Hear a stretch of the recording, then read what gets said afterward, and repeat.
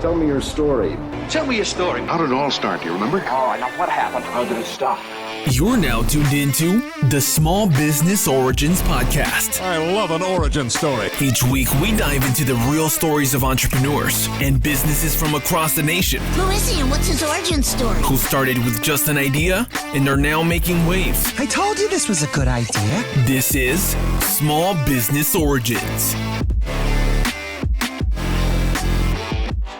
Yeah, what's up, everybody? Welcome back to another episode of Small Business Origins. It's your host, as always, John Kelly, aka John the Marketer, on Instagram, social media, TikTok, Facebook. You know where to find me at this point. We are on a nationwide search. We're looking for entrepreneurs that have a story to tell.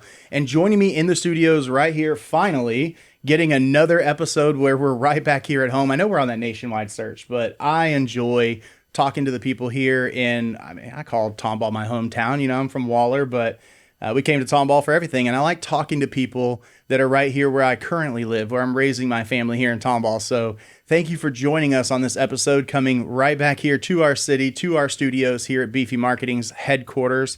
And joining me in the studio, I've got Matt Lawrence. He is with Lone Star Development.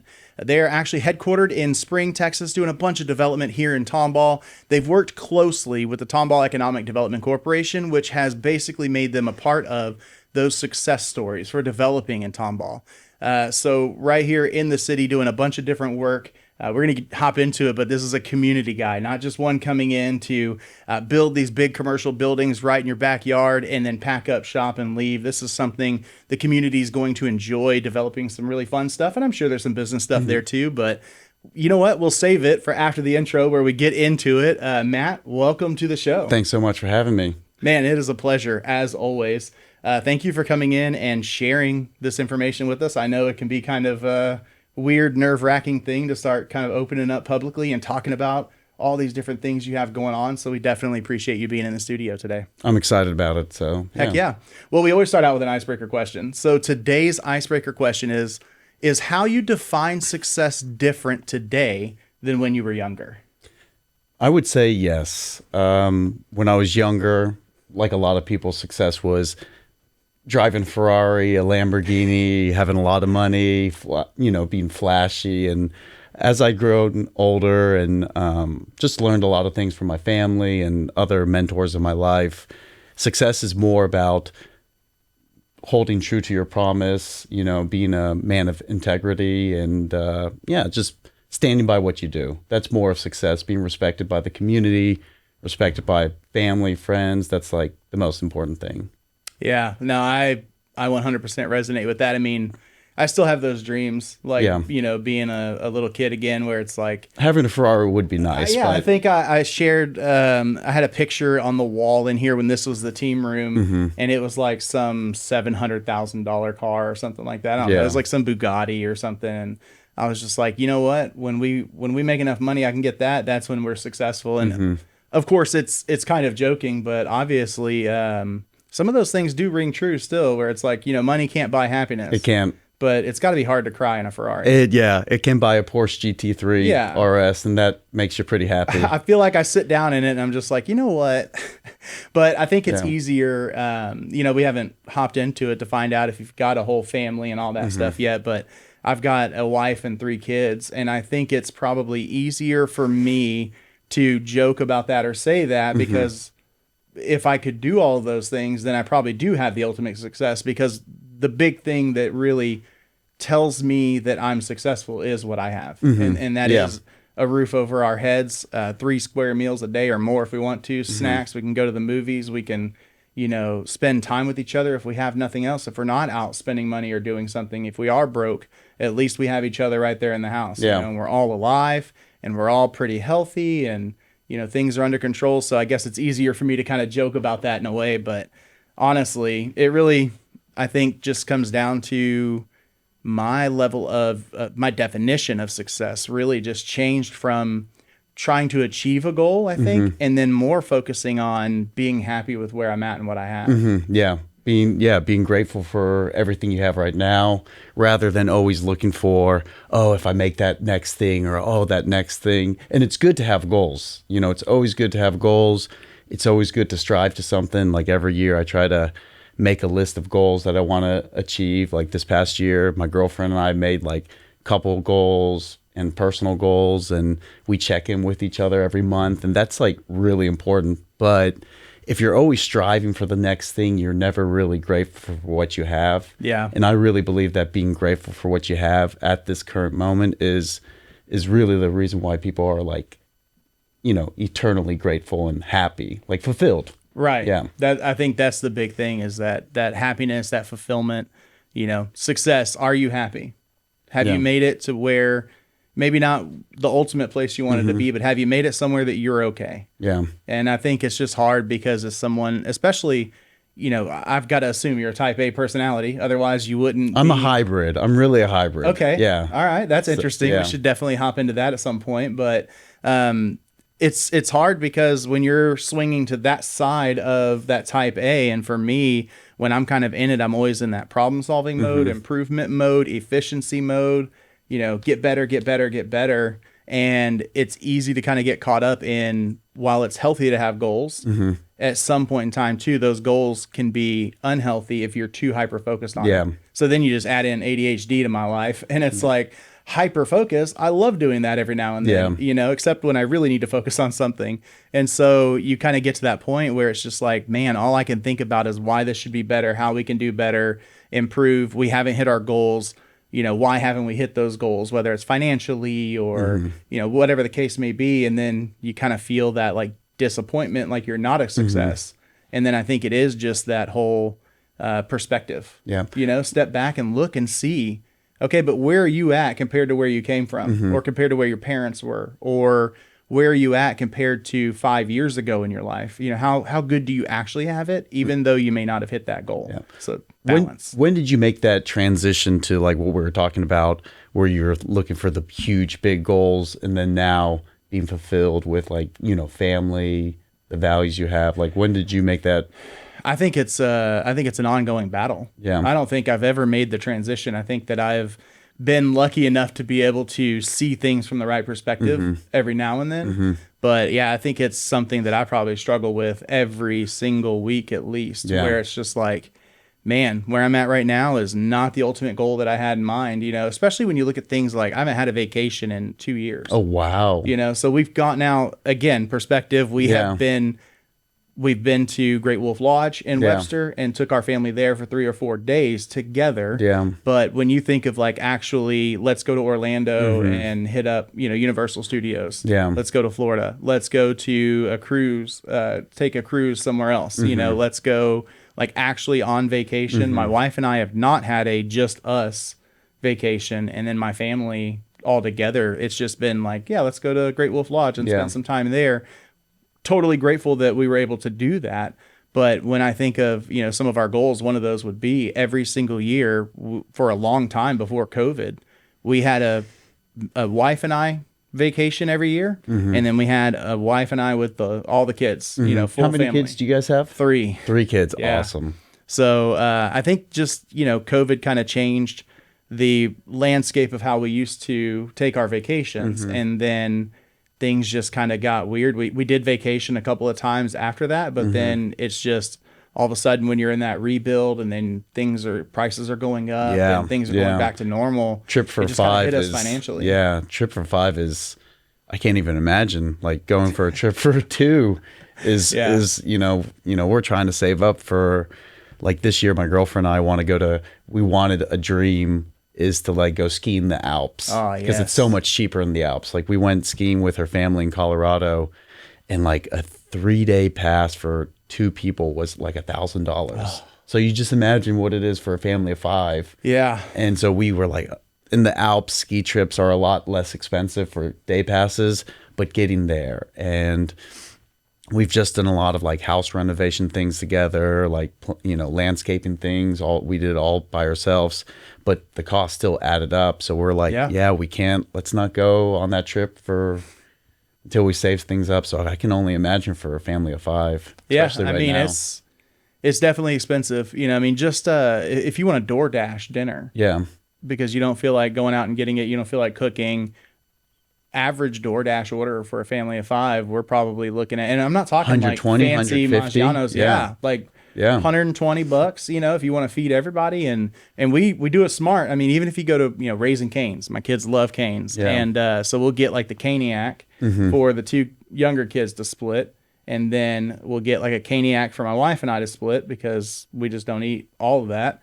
And then my son will get like a box or whatever. And you're walking out the door spending $65. Unbelievable. Driving to Cane's Yeah. and getting chicken strips and French fries. Yeah. For 5 people, and it's insane. So then when you just start thinking about all the other things, like you said, you know, landscaping, we just did that ourselves. Yeah. It's springtime, and I did not want to pay somebody a couple $100. Yeah. So we ripped all the mulch out. We're still getting ready to put mulch in, but we're buying a little bit of mulch at a time and stockpiling it. You know, because I had to do some stuff, spread the weed and feed. Did that twice. I'm actually really proud of my grass today. Okay, it is great. So thick and just it's looking so nice. I'll ask for pictures. We'll compare landscape. Yeah, I'm landscaping really pictures excited about it. afterwards.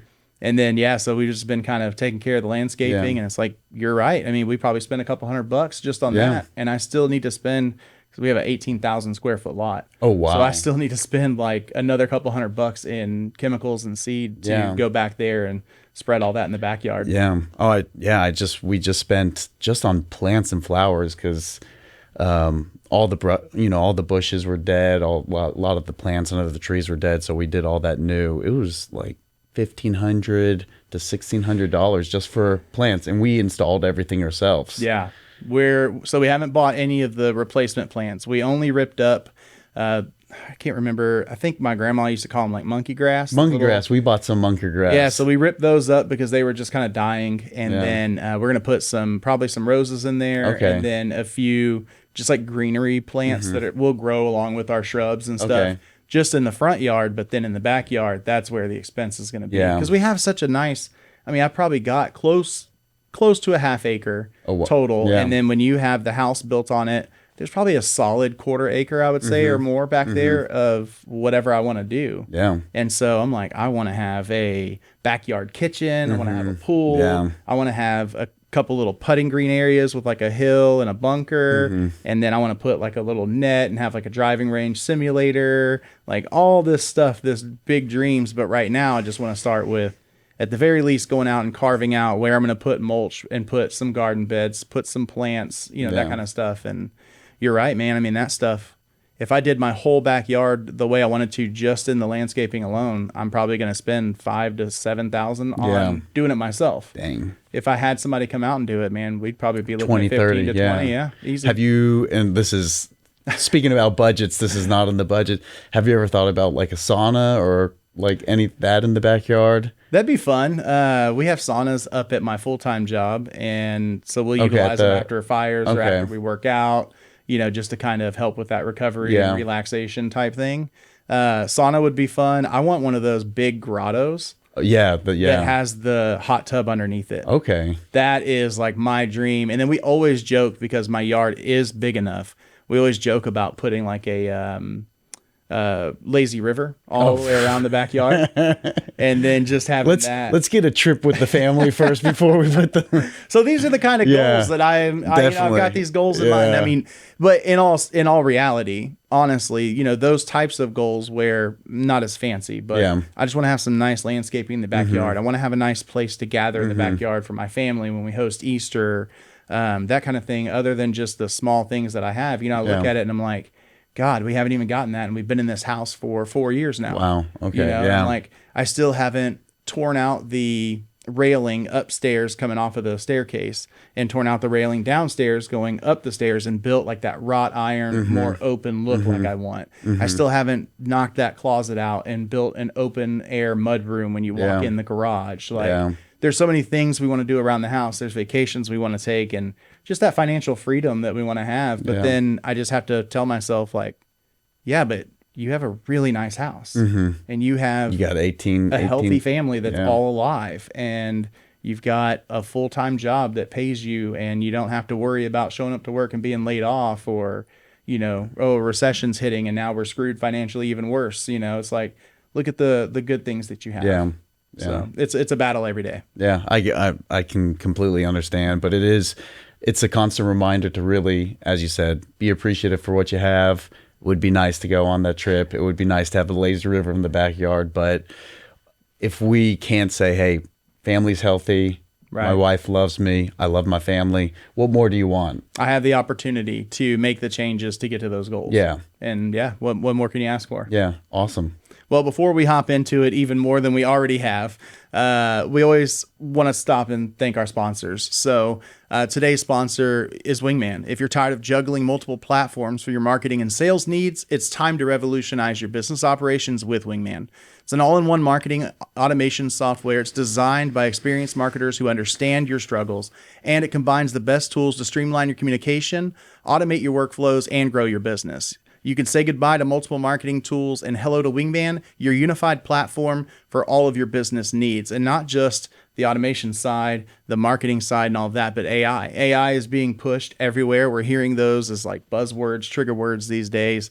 But AI is not something that is just fly by night, going to disappear and be gone tomorrow. This is something that truly is making a difference for businesses all across the country, adding AI employees into their workforce, whether that's going to be with, just communicating via text, chatbots, automated chatbots, like live chat features, but all the way up to calling an AI employee on the phone and getting answers in real time about your business while you're asleep and selling your business, booking those calls, booking estimates, all that kind of stuff. So Wingman is definitely something that's employing all of those. You absolutely need to head over to trustyourwingman.com today, sign up for a demo, and let Wingman be your co-pilot to success, because every business needs a wingman. Wingman, I would think that would be like a different platform or something. Yeah, I love the branding on it, man. Yeah, I love the name. It truly is like every business needs a wingman. It's perfect. And then, of course, just all the things that it can do. It kind of is that co-pilot for you as far as marketing is concerned. Okay. So, it's a pretty cool thing. But the reason we're here is to talk about you, Matt. So, of course, we're going to get into Lone Star Development, what you're doing, why you're here in the first place. But where did you come from? How'd you get into entrepreneurship? Like, what is your origin story? So I'm born and raised in Spring, right down the road from Tomball. Actually, growing up down the road from Tomball, Tomball was always that small town.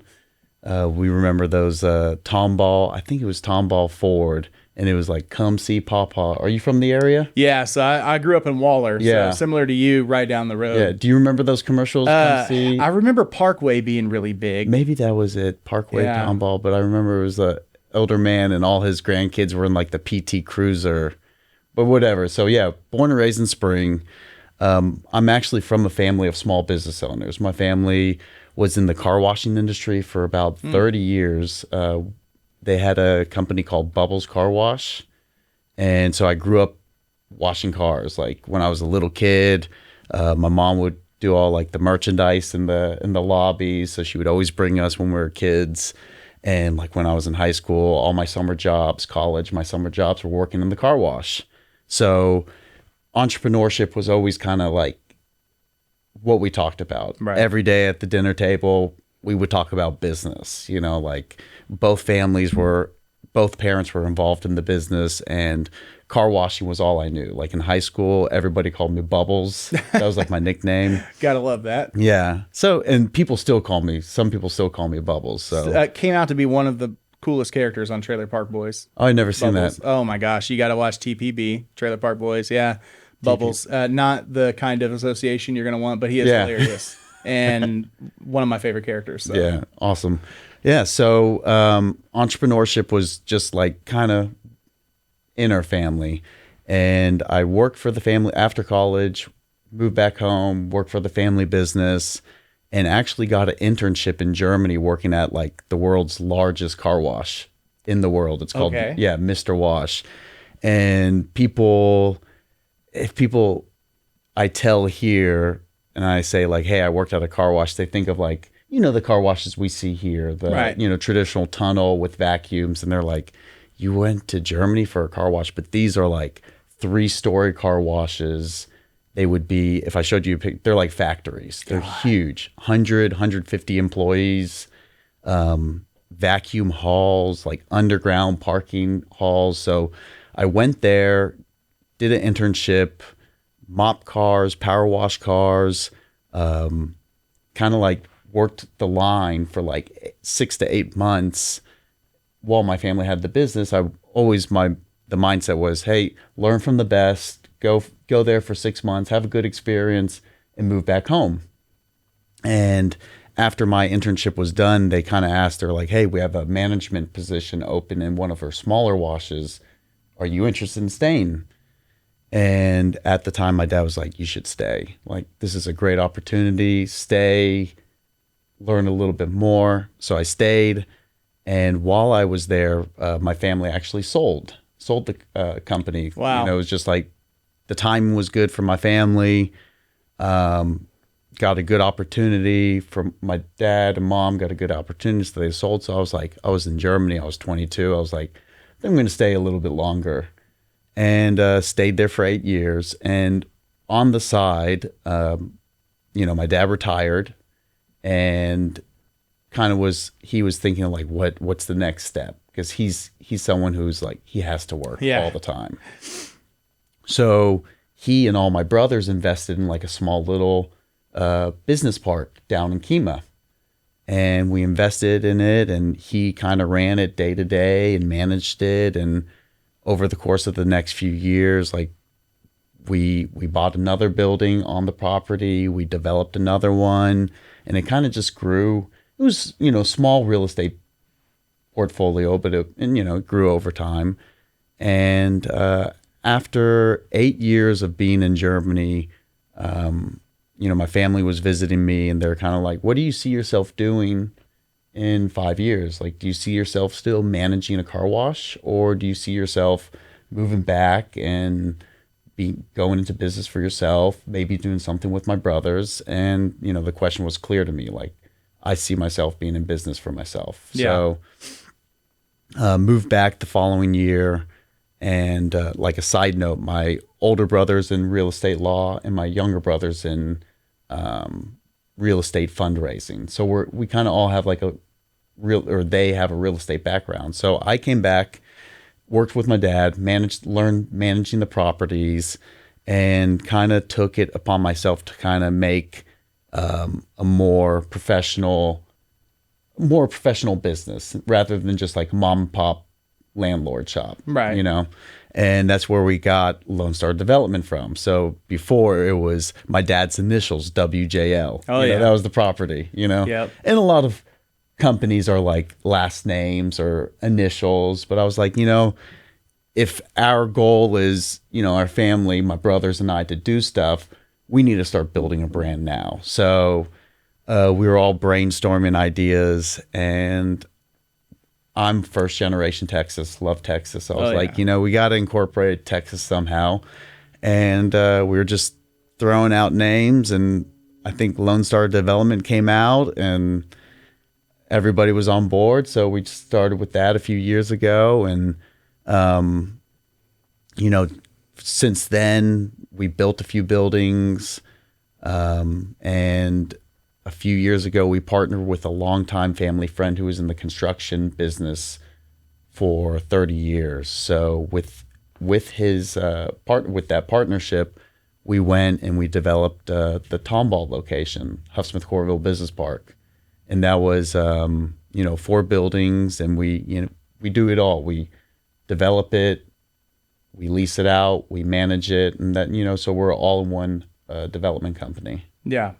No, that's pretty exciting stuff. So I'm assuming then when you bring up kind of your brothers and the real estate background, then the stuff you learned in Germany was probably a lot of management, leadership, being a manager of a car wash. I'm assuming, branding, marketing, like overall curb appeal of the business to your target audience is probably where your expertise comes in. Yeah. So working eight years in the management of a large scale development or car wash, management, people management, day-to-day operations, the day-to-day finance, that's all. And over the last 5-6 years, I've also been running the real estate property management side of the business. So management comes from my level of expertise. And this past project and the future projects, I've also taken on more of a role of the construction side too. So the day-to-day management. Being out there, seeing it firsthand. It's got to be exciting, fun Yeah. stuff. Changing up every day. Yeah. Nothing's the same. I mean, even when you want it to be, I'm sure you show up to the job site and Yeah, something's gone wrong and- or has just changed, even if it's not positive. Yeah. or In negative. construction, there's always going to be hiccups. There's always Yeah. going to be unforeseen, errors or mess ups where you have to like figure out something on the fly or figure out something shortly. Problem solving, man. I love it. To me, it's like a puzzle. It's like things pop up and then you got to figure out, okay, how can I put this together and make it work the way it was supposed to or Yeah. the same. Yeah. It can be a blessing and a curse, though. It's really, and learning from our partner who really heads all the construction I work with on a day-to-day basis. And even with this project, on some of the interior suite build outs, they've kind of given me the reins to like do all the interior build outs and manage and head that. And you're faced with some like difficulties or obstacles, and in the time, it's not fun. You're like, man, I'm dealing with zoning, or I'm dealing with not permits, but like inspections, and we're failing this inspection. But it's like, in order to pass it, we're gonna have to do a lot of these changes. And at the time, it's really stressful. But if you learn from all that stress you're going through, it adds to your resume. It adds to like what you know. So it's like at the end of the stress comes some like good learning. Yeah. Well, especially too when obviously no two situations are going to be exactly the same, but if you can at least have that sense of familiarity where the muscle memory kind of kicks in and everyone else may be panicked about something and it's like, hey, you know what? Kind of a big deal, but for me, it's not really. Yeah. I've been here before. Let me take a look at what we have. Let me see. Let me figure it out. And I mean, I think that's where I thrive is that. But like I said, it can be a curse because then when you get home and you're not that problem solver anymore, now all of a sudden you've got that management, business idea coming from work, and then you bring that home, and usually the wife, the girlfriend, the kids, the friends, they're like, I'm not looking for that. But growing up in a house like you, and then now living in a house like where I'm at, my wife owns a company as well. Okay. So her and I are constantly talking business, and we're working on the website or working on social or the next project that she's going to be doing or whatever it is. And so business has always been ingrained into that family life. And so for me, it's just hard because it's just, it's kind of like being in EMS where you can kind of be in like a bloody, gory, nasty scene and still be hungry. And people are like, how can you even think about food? This is so gross. And it's like, this is just normal for me. So I can eat a sandwich right now. Like, I'm not worried about it. Same with business, right? I come home and it's just like, well, let's just relax. It's a Sunday. Let's just be who we are as a family and that kind of thing. And I'm like, great. Yeah, let's do it. But I'm still going to think about business. Still going to talk business. Yeah. And I got to, stop myself. Like, hey, it can wait till tomorrow. And that's work-life balance is very important. Two things about that is my partner, and he's really like very laid back, very calm when construction, not mistakes, but when things come up, he's like, he just has a really calm attitude, and that's probably learned where we're going to find a solution. Yep. Instead of, me the past year and a half, I'm like, okay, what are we thinking nonstop about it, asking people, calling people. And you kind of just have to have the mentality of like, it's going to get solved. We're going to find a solution, and we're going to find it, and we're going to learn from it. And on top of like going home, luckily my girlfriend's also like super into real estate. So so she's like game on. Yeah, we talk nonstop about business, or when we go for runs, she probably gets annoyed by it, but like we're running in town and I see a cool house. I'm like, look, that's a really nice house. And she's like, listen to her headphones, like, what? And then, I'm like, it's a nice house. Yeah. Yeah. So it's good to find someone who you can talk about all those things instead of like, coming home and it's like, it's still on your mind. It's still who you are. Like real estate development is part of my life right now.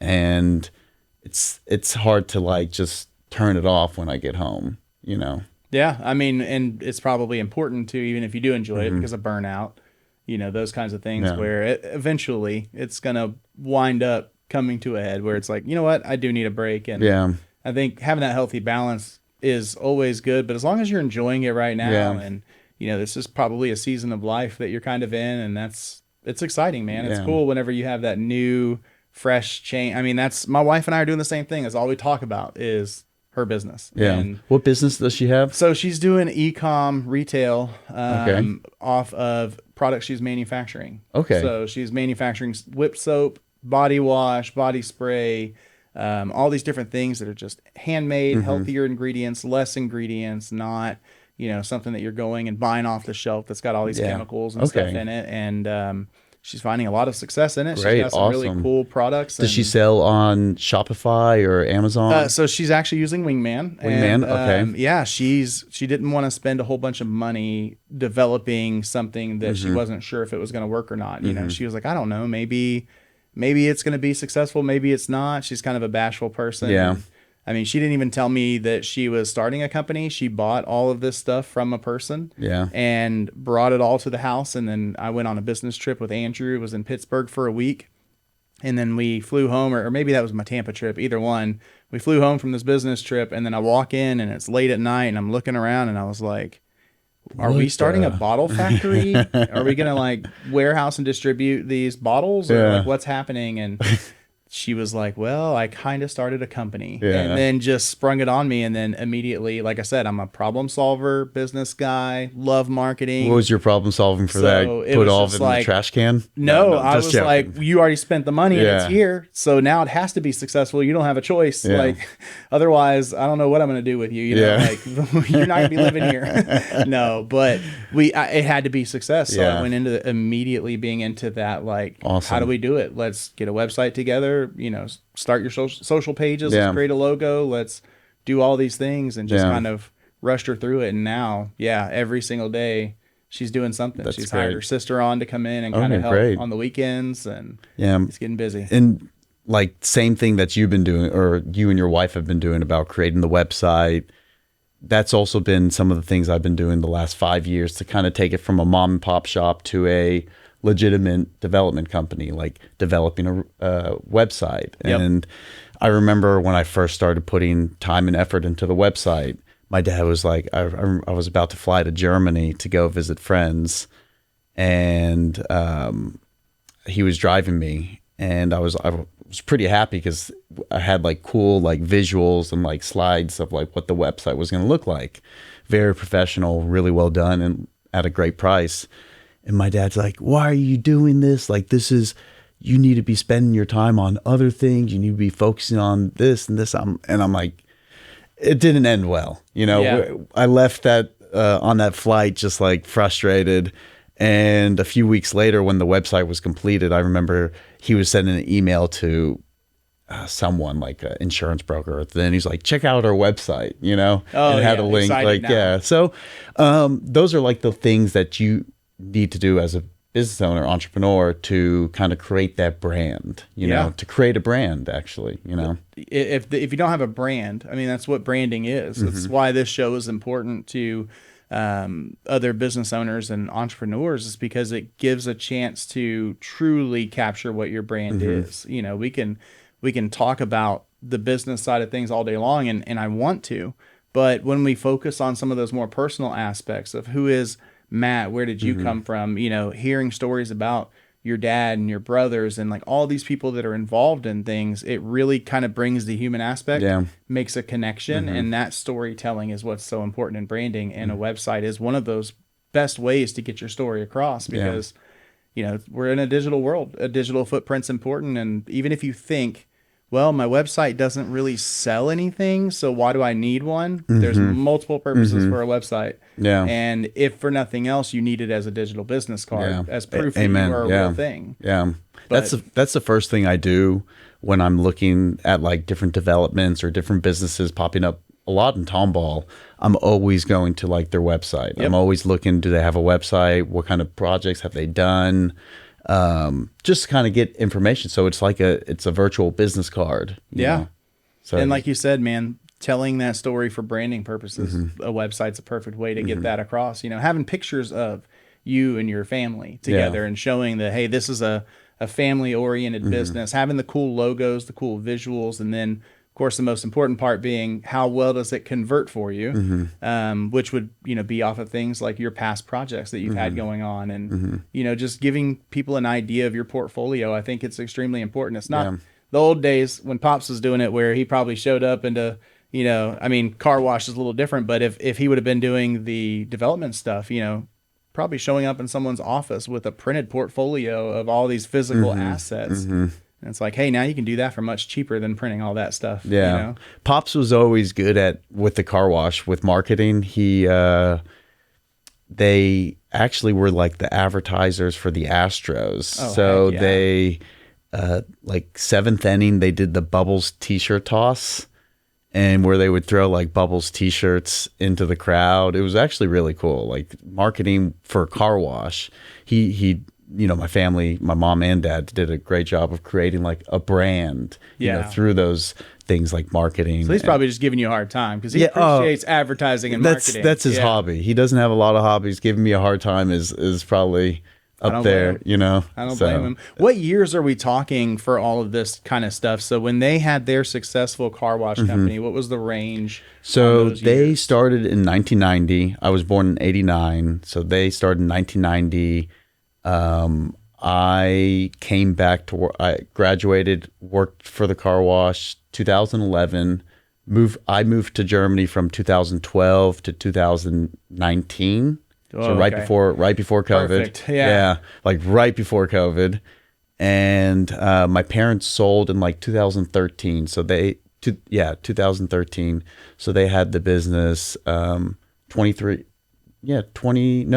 years, like right under 30 years. So if I'm doing the math right, I'm sorry. Hey, look, like you said, we don't have a Jamie fact checking from a producer. Yeah, where's Jamie? Jamie, how many years was Bubbles? I'm going to need something because I'm with you on that. Yeah. It's not important to be 100% accurate. I just want to think, kind of through where we're at time-wise. So around 2013, my family, we invested in that business park. And from 2013 to like 2019, my dad was really just like running my mom and dad as like mom and pop shop. Yep. And then 2020 came in, and just the last 5 years really working with him and our partner on making it the development company that it is today. Yeah. How wild is that though? That you think about that 2013, we're talking about over a decade ago already. Yeah. It feels like, because we're similar age, I was born in 88, and I'm like, it feels like if you would have told me dad had the company for 30 years, mom and dad had this, then we're talking 70s, 80s, 90s, and not, 90s, 2010s up to 2019, almost 2020. It is. And my time, I was almost a decade in Germany, and it zoomed by. And it's kind of like when I graduated college, like every year you got away from it. It was like, oh, I was just in school last year. Oh, I was in school 2 years ago. Yeah. Next thing you know, I was like, man, I haven't been in school in a decade or even longer. So yeah, it flies. Flies, yeah. So you came home, and then, Lone Star Development, when you found the name, you found the branding, you started getting involved, and it really became like more than just mom and pop. What year was that? 2019? Yeah, 2019. So you kind of came home directly into it. Yeah, directly into it. Learned the business. And I remember right when I moved back, we started building just 2 small buildings on the existing property that our family invested in. And it's a drive from Kemah to Spring, where my family lives. And I was driving with my dad, and I went from in Germany working literally like 70 hours a week, like 6 days a week at a car wash. I was there at 8 in the morning, and I stayed until like 7:45 after the car wash closed, make sure and every day, like they work in Germany, and being the manager of the location in order to have just good respect from your employees and make sure you're always present. And also the company I worked with, they were really, really like adamant of like the managers having a presence there and like having like good overview of everything. So I wanted to be that for the team, and working those 60, 70 hour weeks, and then coming back to a mom and pop, like go to the go pick up the check. We do it all digitally, but it's a different scale of business. Right. And I remember at the beginning being very not underwhelmed, but like, hey, like this is not enough. Like this is like what we were talking about, man. We want to build a 100-story skyscraper, or right. I want to be a very busy business in charge of like a lot of things. And I was talking to my dad, like, what do you think the trajectory is? And we had a conversation, and he was like, it's going to take time. We build these buildings, we get them leased out, and then we gather up and we look at the next development, and we do that, and we just do one after the other. And that was like 2020 in the midst of COVID. And and you fast forward 5 years, and just by doing kind of leasing that up, doing the next project, making sure that gets leased up, focusing on the next one, here we are. And we have an exciting new project in front of us. We have one on the horizon that's going to keep us busy. And it's like, yeah, we're slowly becoming kind of what we envisioned together. And it took, the day-to-day, just focusing on this little task, making sure we do it right. Okay, we did it right. What's the next task? Instead of like, doing, oh, we got to do this, like nice and slow, do it right. Once it's done, go to the next one. So it's been nice to see that progression, and also kind of seeing where the job, when I moved back, I wasn't being pushed to my fullest. I wasn't being utilized what I thought to my fullest, to now where I'm, managing the business. I'm helping my partner manage the construction.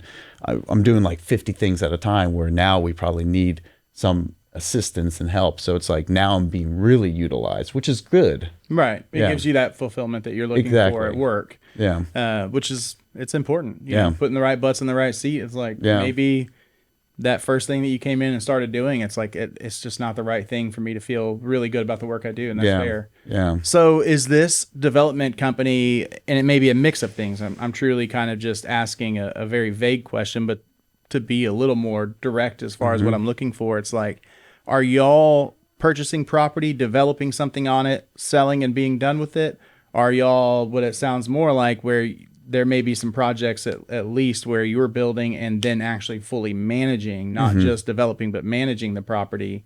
Or, I mean, is it, something where a landowner kind of calls you and says, hey, I want this developed on my property, or I want this property developed in general, make me money. Y'all come in, do all that, and hand over the keys. Like, what's the kind of business model? So business model is buy land, develop, long-term hold, build value, build equity. The Tyson Cherry one, we're actually taking on outside investors. So it's, we're developing it, leasing it, managing it, and then giving returns to our investors. Heck yeah. And the one on the horizon is actually like a landowner who came to us and says, hey, we have this tract of land, and it's a really exciting tract of land. We would want to partner with you to develop it. So just because we are a small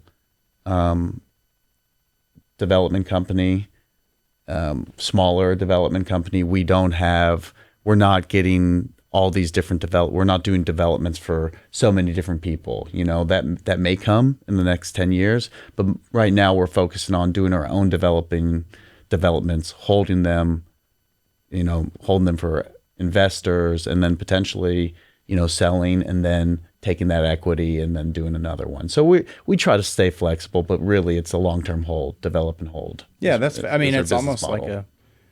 Like a really good retirement strategy, right? Where you've got that, it's not mailbox money in your case, because you've got work to do in order to keep that money flowing. I still use that. I like using that term. I'll drive by, we were driving to West Texas, and we passed by a self-storage unit, and it was out in the middle of nowhere, but it was huge. And I was like, that's mailbox money. But in my head, I was like, there's probably someone who's working hard to make sure that's there, that calls are being answered, that if something breaks, they're there, But yeah, mailbox money. It's just nice, when you have that thing that pays off. I mean, Yeah. it's the ultimate retirement because you know that so long as the property is nice and the location's great, it's going to generate income forever. Whether you sell it off and take a big chunk, like a lump sum payment, or you just manage those, monthly payments that come in. I mean, it's still something that's going to generate you income and could potentially be passed down or just sold as a big, huge conglomerate. And then everybody in the family can retire because we just made $1 billion on all these things. Yeah, it's it is a great it is an asset class, so it is a good asset class to invest in and grows in value over time. But it does, in order to do that, it does take a lot of steps to get to that point. The development side of it, it's a lot of permitting, it's a lot of design, it's a lot of architectural work, it's a lot of MEP work, and then the construction, and then the leasing, and then doing the contract negotiations with the tenants. There's a lot of back and forth and answering the calls, and then something breaks. Oh, it's dirty. There's trash on the floor. Typical landlord stuff. Yeah. The tenant's lease is expiring. What do you do? And so it is a lot. There is maintenance. If you want to sell a very successful asset, it's kind of like what I learned from the car wash is, they really strive, Mr. Wash, on like having very clean, presentable properties. And we really strive on having, when prospective tenants come, that we keep up with the power washing, the striping, that the trash, like we hire crews to come and clean the trash several times a month, just because you want it presentable for everybody. You want to keep that asset clean and safe for your partners, not only partners who are investing, but also your partners who are the tenants, who are actually running their business out of there. You want them to be happy. You want them to have very successful businesses. You want a very conducive, good work environment so that they're thriving, because if they're thriving, maybe they need more space from you. Maybe they extend their lease. So it's just a lot of partnership. It's a lot of maintaining, but it's, just good etiquette, clean etiquette. It makes me think of Inception because it's just, it's this thing that leads to this thing or affects this thing is in this thing, dictates the success of this thing. Like all these things that kind of go together. Like you said, I think to someone who probably doesn't have that kind of scattered mind that can look at things fractionally and kind of pick it up and see the bigger picture, it's hard to understand that like every little thing, like you said, you got to be Chick-fil-A, where the experience is completely the way that they want it to be from the second you walk through the door until you leave, where people are smiling when they greet you. They're happy to see you. They say, "My pleasure," when you thank them for something. Yeah. They step up and do things that you don't expect out of other people. I think it's important for a development company that's in a certain field, because I've learned that with these developments, there's so many different things. These big multi-story developments that have just office after office after office are so different than some of the things I've seen from Lone Star, and so different from the strip centers that we see go in typically, and like all of that. And I know that y'all have a few different pieces too that are like that, where it's not all the same. And then, as you said, depending on which one of those you're in, the experience of the customer walking through the door to that person that's renting from you is so important to you, because if they're successful, they pay their rent better. And that ties into what you asked me at the beginning, like, how do I define success? And you said, I answered that having a good reputation, sticking by your word. And, we've heard through this development in Tomball, this is our first one in Tomball, but we've had inspectors, we've had, we hear feedback from potential tenants, also the ladies at the Tomball EDC, and we hear time after time that, hey, the guys at Lone Star, they're really great guys. They really try to help out, like, prospective tenants, even tenants who haven't signed or who didn't sign leases and went somewhere else. I'll get like email or inbox, like, hey, it was so great working with you guys. Best of luck. And like, those are the things that is more fulfilling. Is it more fulfilling than driving a Porsche?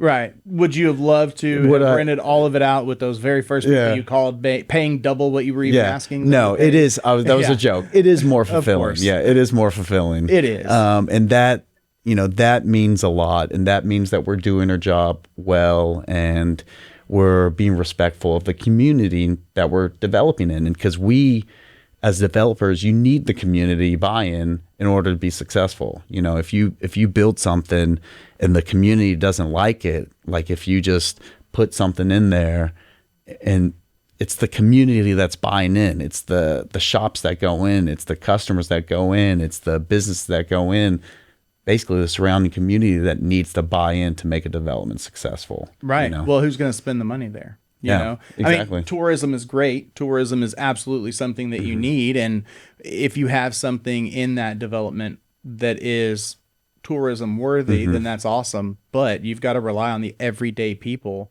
especially a company that was basically taking off during COVID. Yeah. I'm sure that y'all have been very aware of like, hey, really quickly, it can just be the people around you that there is no tourism, there is no travel, there is none of this. So that's an insane type of thing to have to go through as a development company. And then luckily you've got the right mindset, because I love that mindset myself of I get excited for development in the city, and I get excited to see the things happening, because as long as things are done properly, that means there's going to be more for me to do, more for me to buy. Like I personally, I want more things to do at night in Tomball. I want some more adult-centered things, like maybe a piano bar, maybe, a nice, elegant place to go have dinner or some type of entertainment. And then, of course, I want some more kids-centered things where, it's like, hey, you can, like main event, right? Yeah. Where you can take the kids to go do this and they have all the fun that they want. And then you can take them back home. You didn't have to leave and go very far. So I love seeing new stuff pop up, but especially on the smaller side of the scale, where it's like, hey, there's more than just a new boutique or a new shop. Those are always fun, because who doesn't like to spend money on some cool stuff? Exactly. But it's cool to have something where you can actually just kind of go and enjoy what that person makes or creates, whether it's a food product or something that they're actually manufacturing and then selling. Even some of the big stuff, that it pays the bills and the taxes on the back end, and so that's enjoyable for me. But seeing some of those bigger, like Vago has a big spot here at the Grand Parkway and Tomball Tollway interchange there, and it's like, that is a really cool company doing some cool stuff with the gardening space and the backyard gardening space. And to know that we have someone like that now, of course, it's mainly their headquarters building, but just to have that team kind of centered here in Tomball, and selling through a garage sale out of their bay where they're shipping all this stuff, selling all these items that Tomball citizens can come grab for a cheap price. And it's like, cool. These are cool new things that are popping up to spend money on. Yeah. And that's one thing that just in the last 2 years, how long have you been in Tomball for?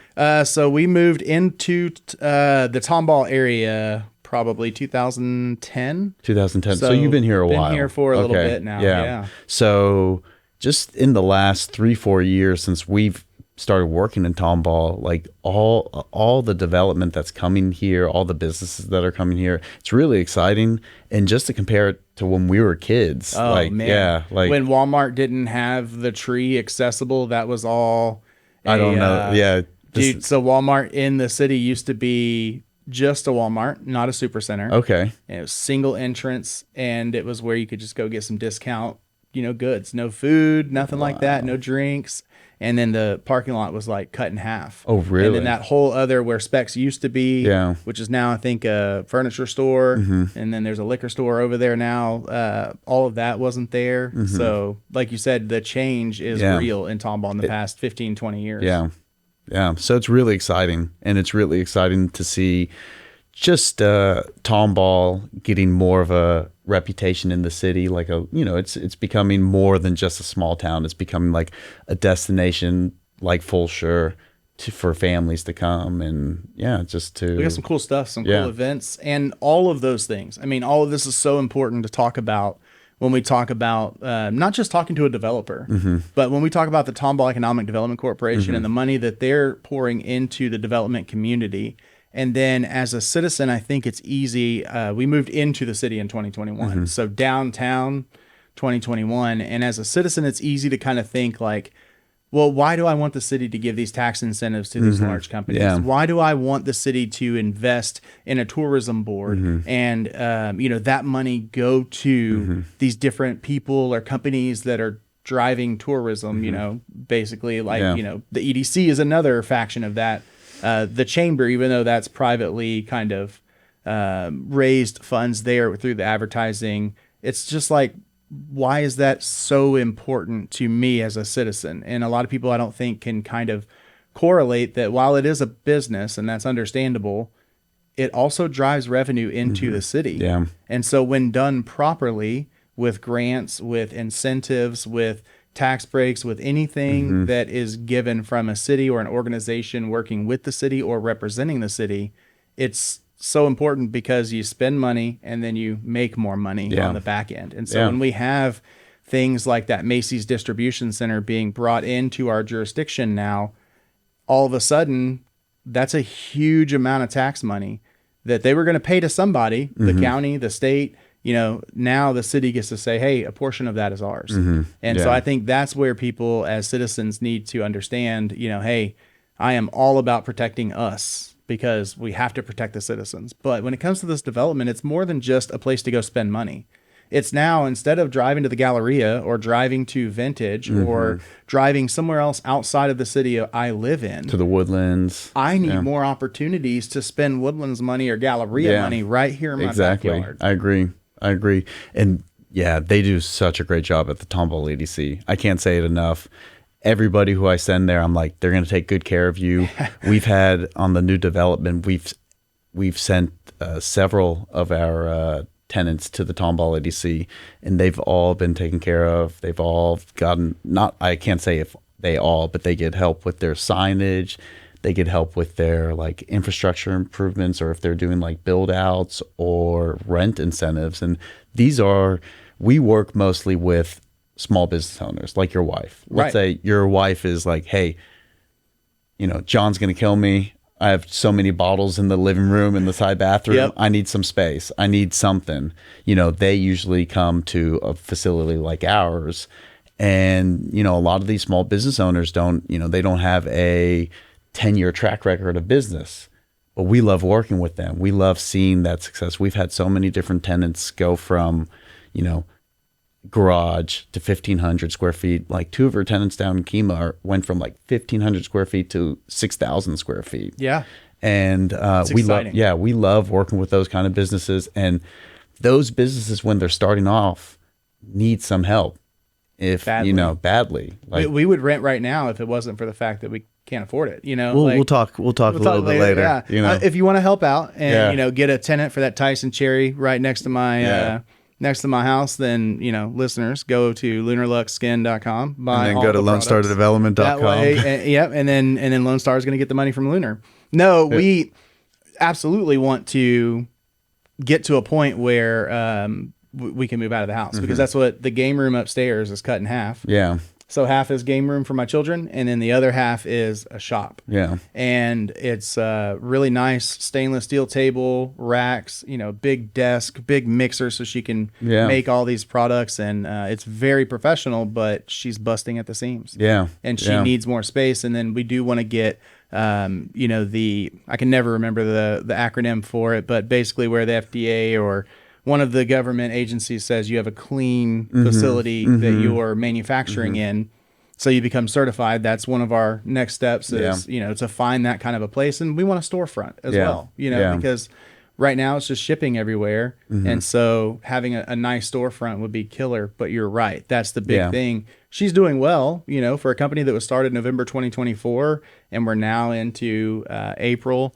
It's of 2025. Yeah, so we're doing 5,000 every 30 days or so in gross sales. I mean, that's huge. Yeah, for a company.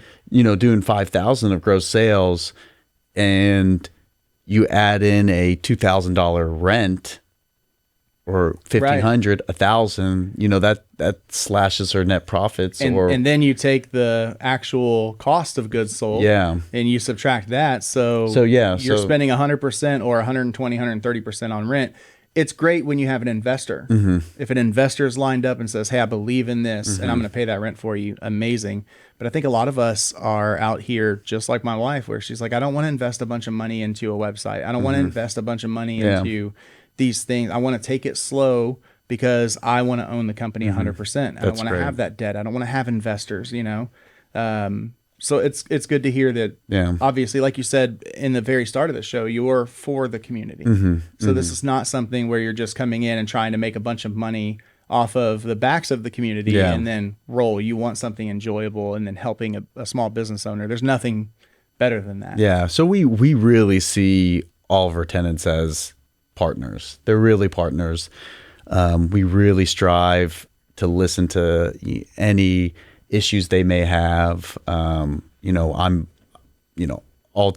tenants have my number. They can call, text me at any time. And when they have issues, we help out. We really want to help out. And I think I would say that if you ask any of our tenants, like, hey, how's your relationship with the landlord? They say, great, phenomenal, because we really see them as partners. We really want them to succeed and have a good backbone they can count on, and not have a landlord that, they get them in at cheap rents, but then the lease renewal will move out. We really treat those situations like delicately, because we want them to stay. We want our businesses to stay. We want them to be successful, because if they're successful, we're successful. Absolutely. So yeah. Well, and it's crazy if you think about it, let me be open-handed and be candid with this person of, hey, a typical landlord is going to go up and rent X number of percent, at the end of your contract renewal based off of everything we have.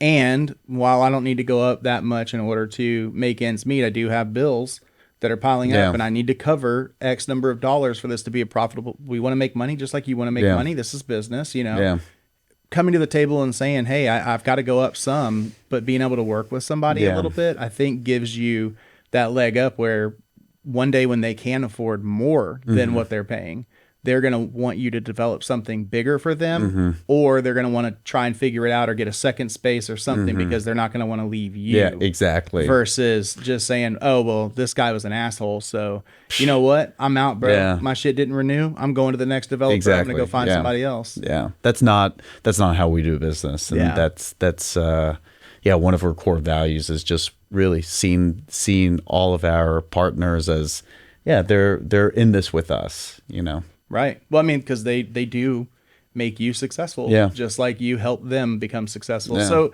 your first development, you said the Huffsmith Corville location, and that one was, where is that one exactly? So which one? that was our most recent development. That's the most recent. Got it. First one was in Kemah. That's way in Kemah. But the one in Huffsmith Corville was the first Tomball one. Tomball one. Yeah. So that one is, if you go down Main Street, 2920. Yep.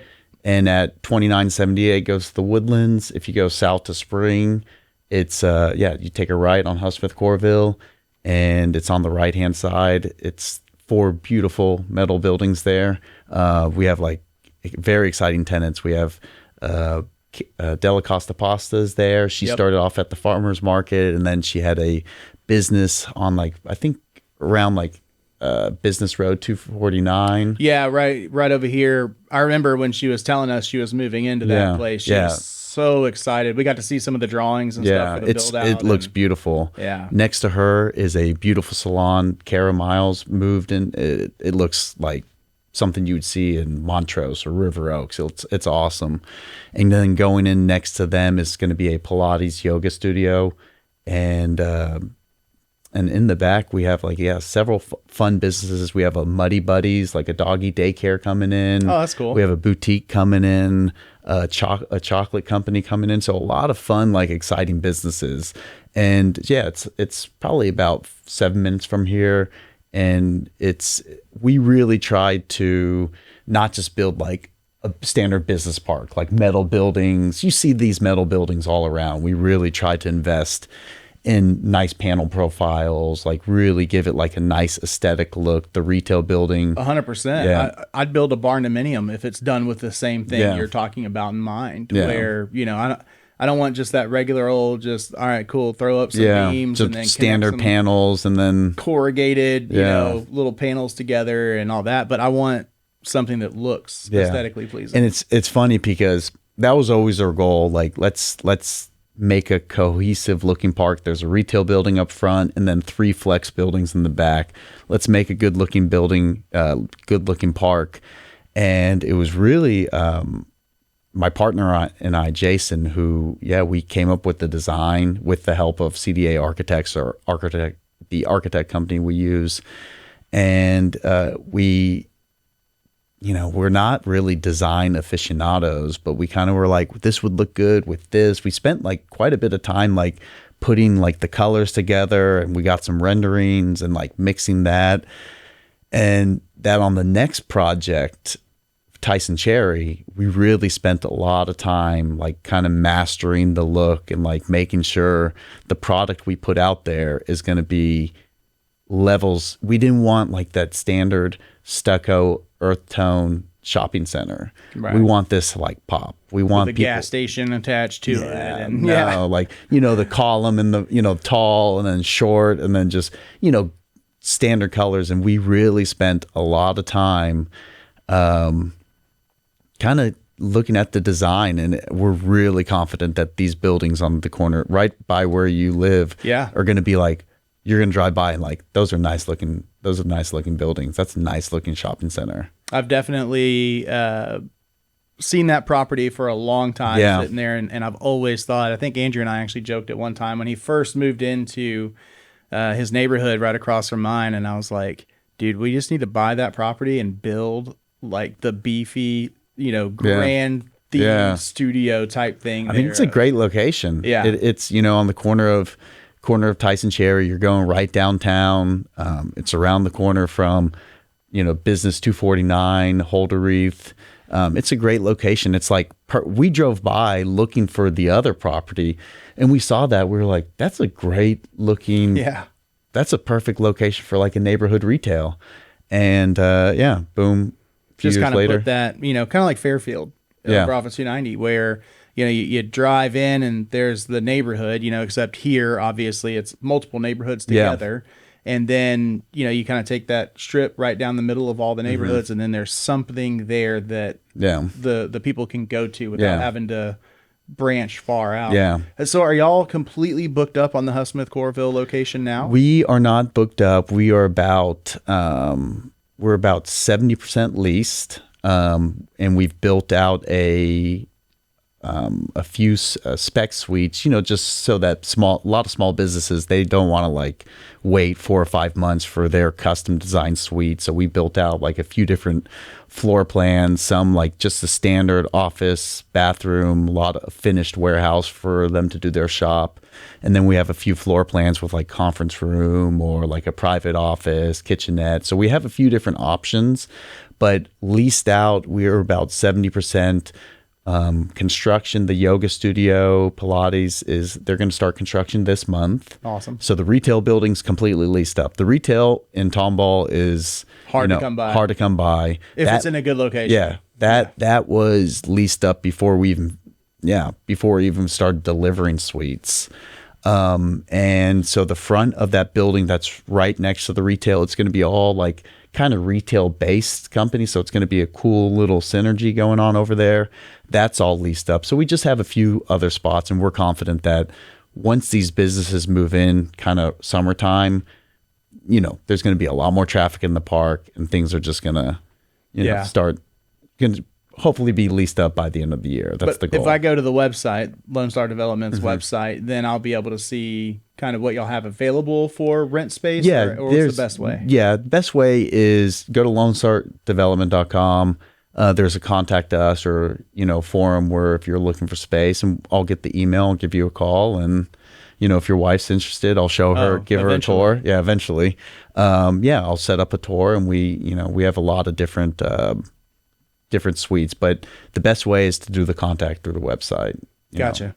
So I don't know how many people know this about the EDC, but one thing you can do too is if you're a business owner just looking for something in the city, maybe it's not at Lone Star's location, you can go to the EDC and they can connect you with people like Matt from Lone Star, or any of the other places that are available. They can kind of help businesses with assistance on finding those places and getting connected with the owners. And then, of course, they do things like rental assistance. So a lot of people may not understand that, people who, like my wife, eventually when we are looking, now you got to be able to afford it, obviously. Yeah. So this is not something that it's like, oh, maybe if I can't afford it right now, I can help get to that point. But when you can afford it and you can pay it, you get reimbursed on some of that as a rental assistance program. And I know that they do the signage stuff. I know that there's a ton of things that businesses need to contact the EDC for. How have they been a benefit for you, though, on the development side? Have you been able to qualify for any grants or anything? So they, like I said, 10 out of 10, Tomball EDC. This is not a plug for them. They're really legit, 100%. When we first did our first development, the Huffsmith Corville project, a broker who we're friendly with was like, reach out to the Tomball EDC, like exclamation mark. We gave them a call. We had a meeting with them. They explained what kind of grants we would qualify with this new development. And, they work with you on kind of doing the rough, kind of projections for what's going to be, what's the economic impact going to be, what's the cost you need to have. Some info. You can't just go in there, hey, I'm building this. Can you help me out? You need to know.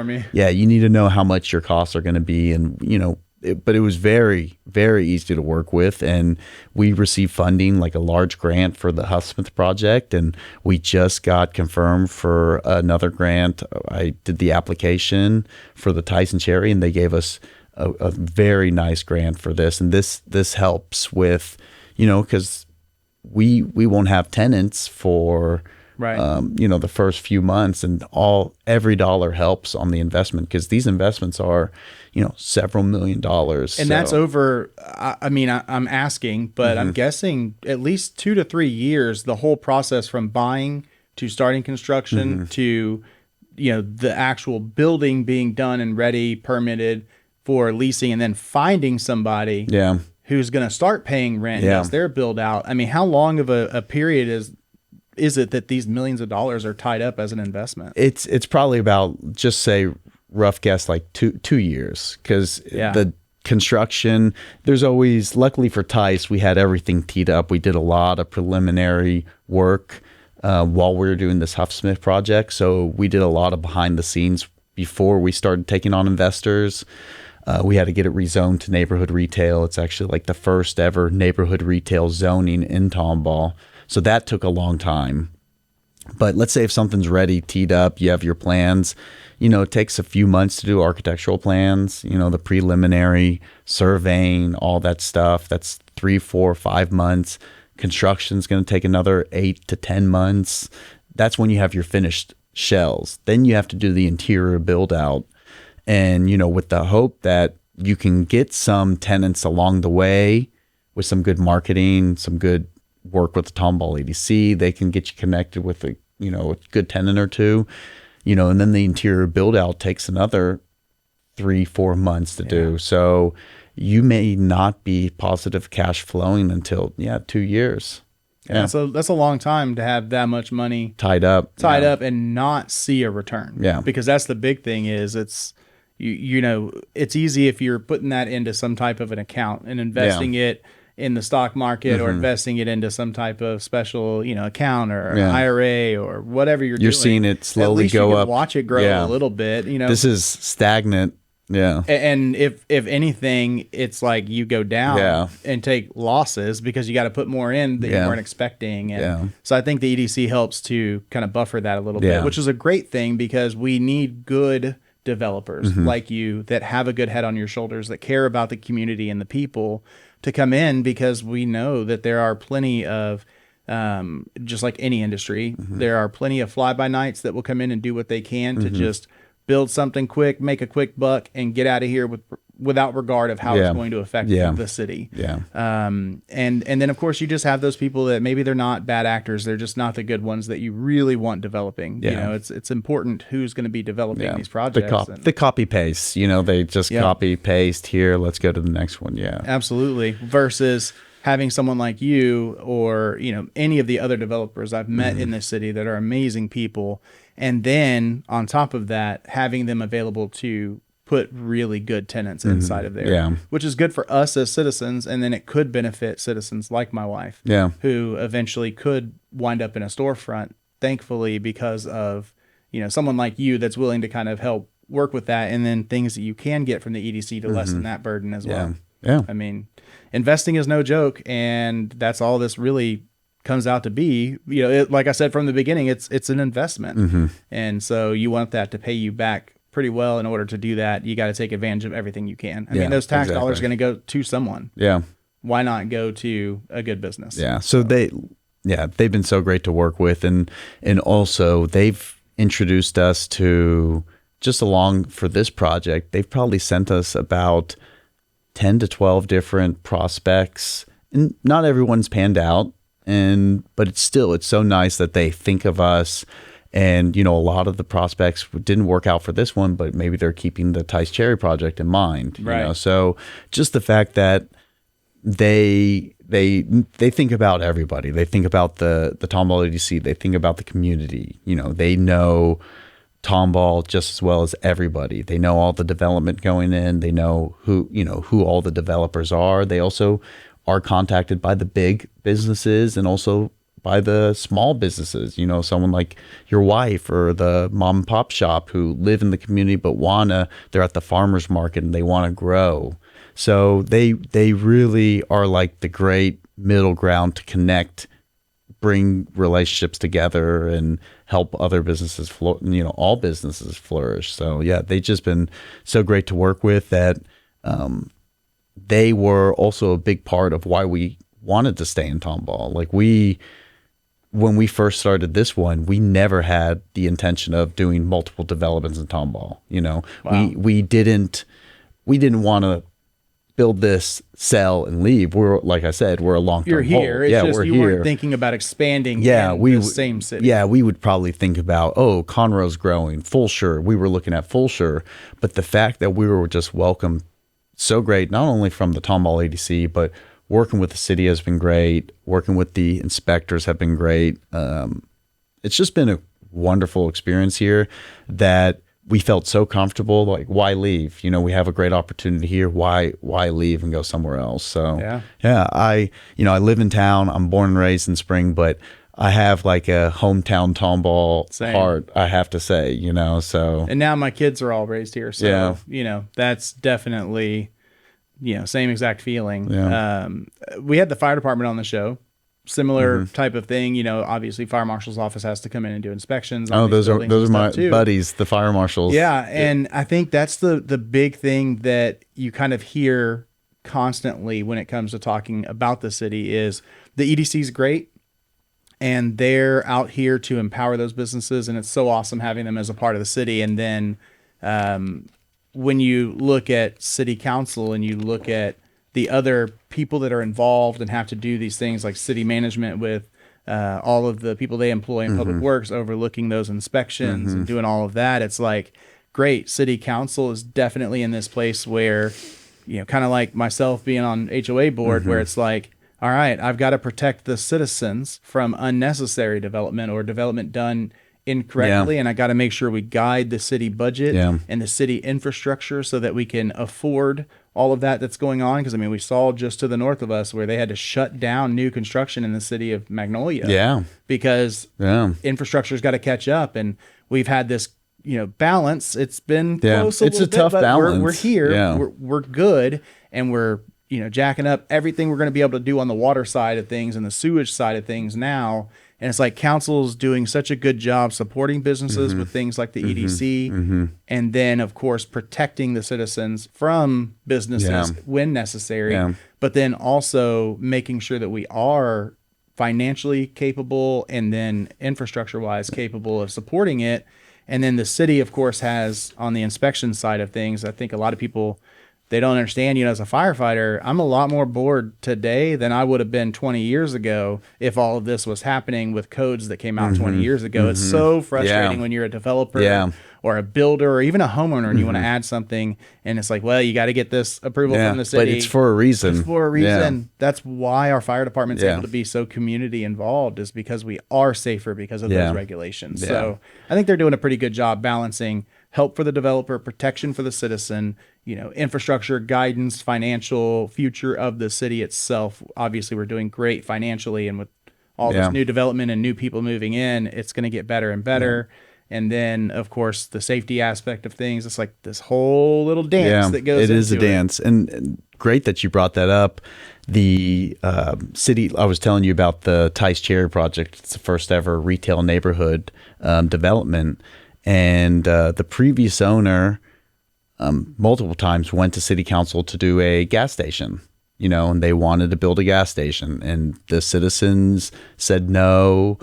City council said no twice. And it's good that they did that because, it got passed along. It was a lot of people would say, hey, this is a don't touch project. Don't touch this. This is, you can't do anything on it. And we really, we worked with city council. We worked with the Tomball EDC.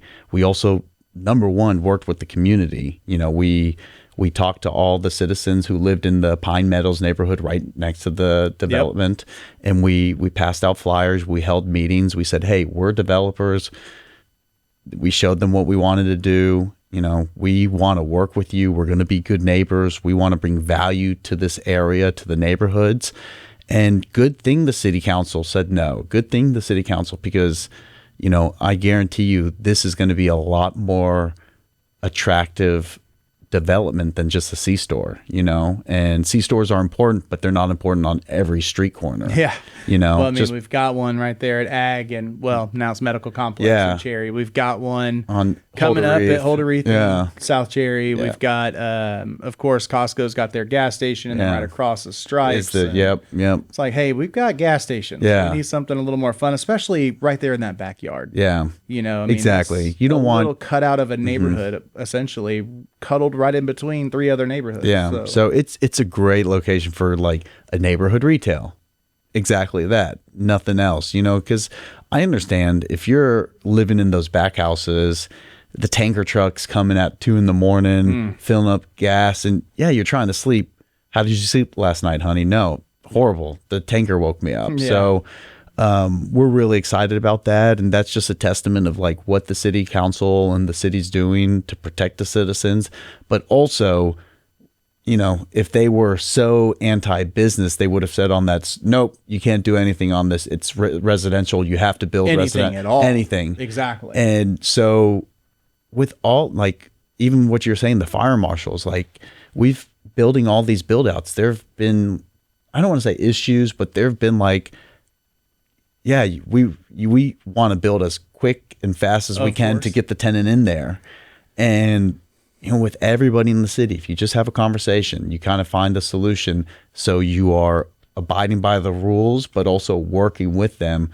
Everybody's here to help, and that's what we've noticed. But we've also have a mentality of like, they're not against us. They're with us. I think it's so easy to have that mentality that they are against you when you don't either understand or you don't get what you want. You just don't support it or believe it. Because maybe you are selfish and it is just, I want what I want. But, maybe you're not. Maybe you just have a fundamental disagreement with the way that the whole thing is set up. I don't blame you.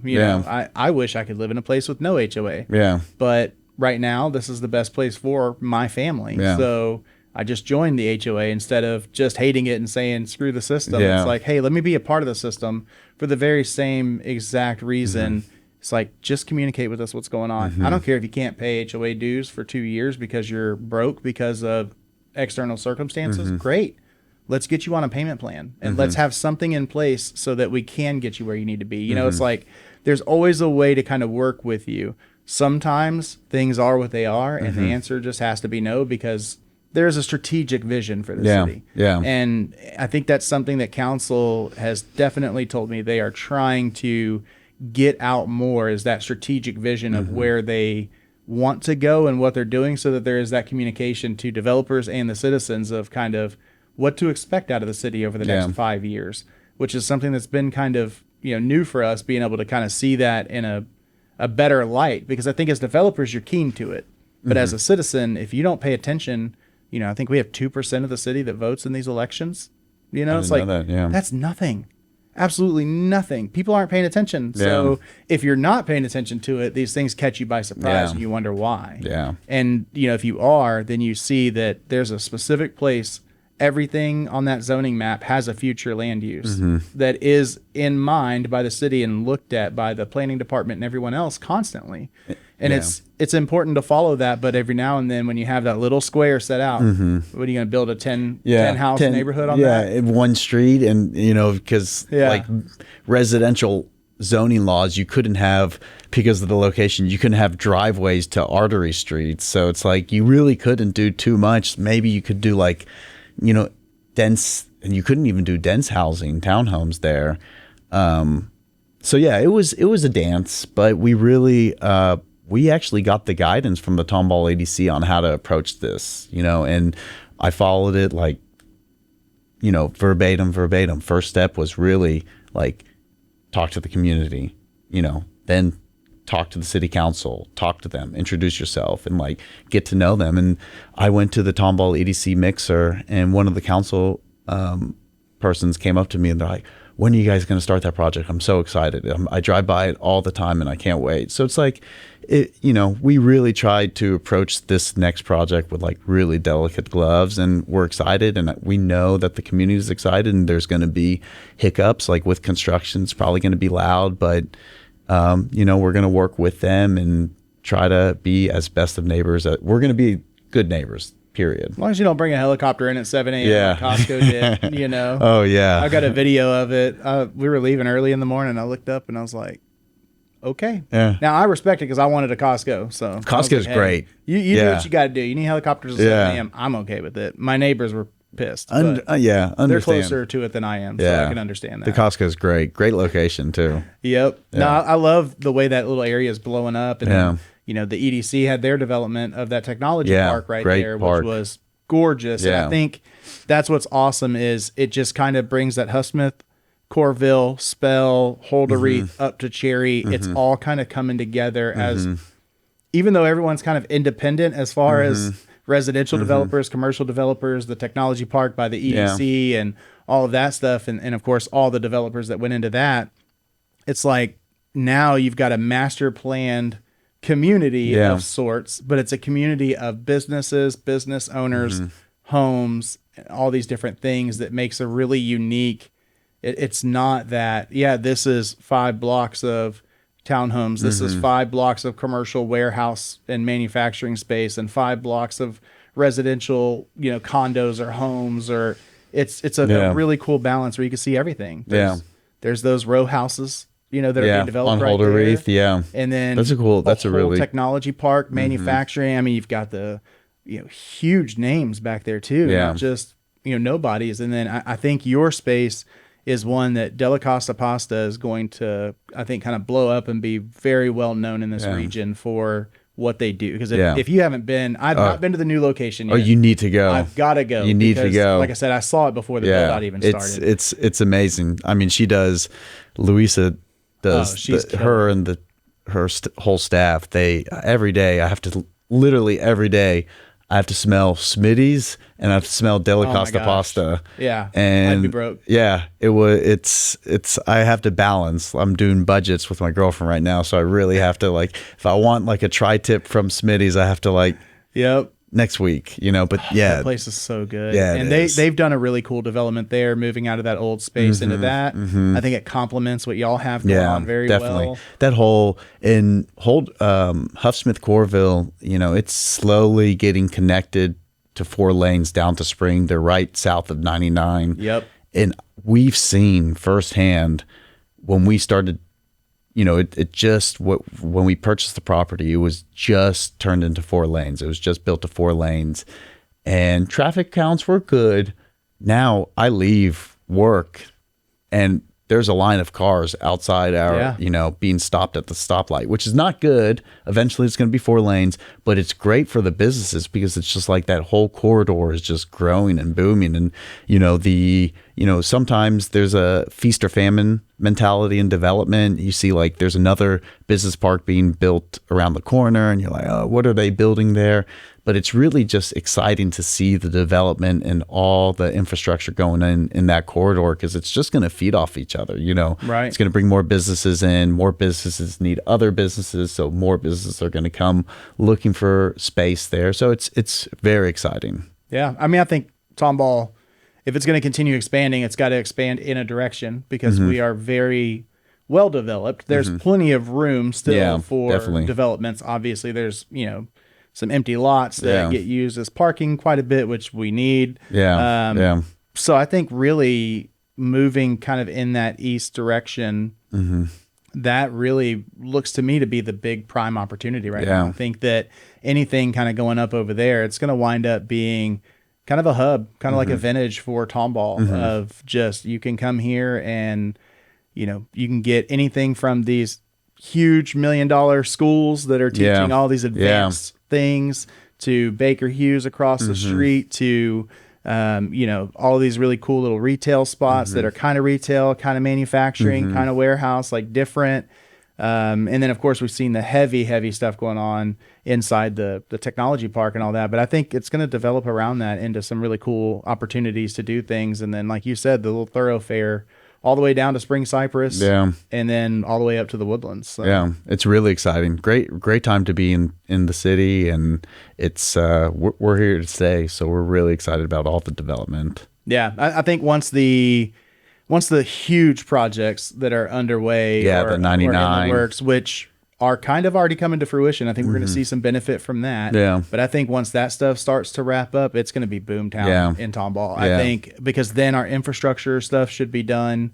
I don't know the timeline on that, but I think the next year or so, like sometime. The water infrastructure. All that stuff. Yeah, I remember. I was in actually one of the meetings when they were proposing doing the infrastructure improvements. Now, good that they did that. I think it'll be boomtown. It'll be, hey, we can explode with no limits to whatever we want to develop. And I think this council's got a good eye on what they're thinking about and what they kind of want to see and balance. That's the big thing, is the balance between all of it. So, but I'm excited too, man. And I mean, I guess from here, it's just kind of, we know LoneStarDevelopment.com. Go there, check out kind of what's in the works. Are y'all eyeing any other new projects in Tomball? Are y'all kind of? We're, like we talked about, one thing at a time, one development at a time. Our focus right now is that Tyson Cherry. We're gonna start construction April. We anticipate probably about 10 months. So we, I'll be working here every day for the next year and a half, 2 years at least. What comes after that? We have one in mind. We're talking to some people, but that's like 2 years down the road. Sure. But like right now, and I think that's also in like Tomball ETJ. So that's awesome. But yeah, Tice Cherry, and then we'll see what comes next. But we're pumped about this one. I think it's going to be, like I said, the design. Shout out Jason, my business partner. We really just spent a lot of time, and they're going to be beautiful. They're going to be like two complementary buildings. They're going to be different color tones, but like one a darker tone, one a lighter tone. So they're going to blend together, but it's not just going to be, just that standard retail center. So, our mindset is not only is it going to attract tenants or the customers to come in and be like, oh, I want to stop there, but like businesses want to have their businesses there, like that's where Beefy Marketing wants to have their headquarters. That's where that's what we want to design great looking places so that people feel great coming to work, and it's going to be nice. We're excited. We're excited to work with all the businesses that come our way, the small businesses, the mom and pop shops, or the husband and wife shops. That is mom and pop, but husband, but it's exciting. So anybody in the the Kemah area, anybody probably in Texas, if they're looking for a place to become a tenant, they need to get in touch with you, see what developments you have in the works and when you'll be available for those, see what things you have available at the moment. And then anyone who wants to be an investor locally with one of these things, are y'all still kind of looking for those investors into these properties? We are fully funded. Okay. But we do have projects in the future. So yeah, we are taking on investors, qualified investors. So yeah, that is definitely something that is possible in the future. Yeah. I know that a lot of times y'all look for these projects to be something that you're investing in long term. So you're trying to buy the property and then build on it, manage it. Yeah. Do you have any interest in those that, do have a piece of land? It could be Tomball. I think about Tomball because I've talked to some people like this where it's like, I just don't want to sell. And then all of a sudden I come back and my family's property that I sold to someone else was turned into this big, huge warehouse or something like that. Someone who's looking to say, I want to be a part of this. Is there an investor perspective where I could say like, hey, I'm going to give you my land as my buy-in essentially, or, I'm sure there's much more technical things that need to happen as far as conversation behind the scenes, but is it possible for me to hang on and be a part of that? Yeah, definitely. And that's a great way to partner with us is, a great piece of property, great location, something that we're not going to partner with anybody. We're not going to partner on any deal. It really has to be something that we see a long-term success in. Like if we see a property that has like Huffman Corville, great runway, Tice Cherry, great runway. If we see something like that, we would love to partner with the landowner, and it's a win-win, because a lot of times landowners, they have no idea what to do. It is a lot of, jumps and hurdles to get through.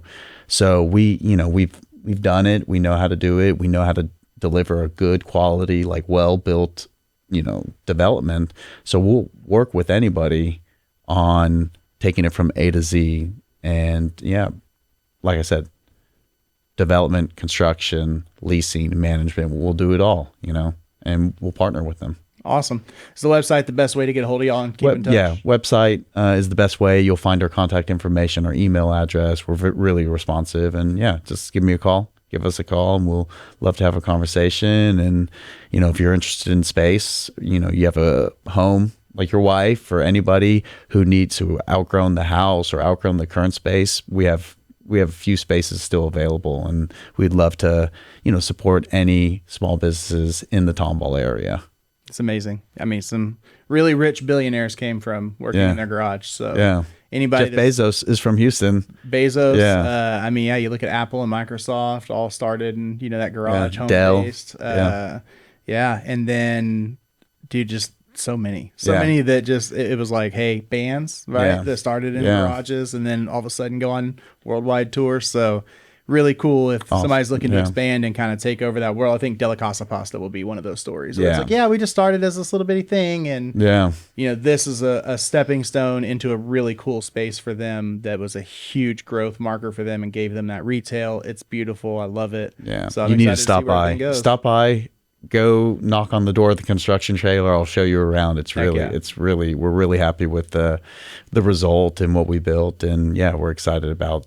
And at the end of the year, just the synergy at the park is going to be really awesome. Just great for all businesses.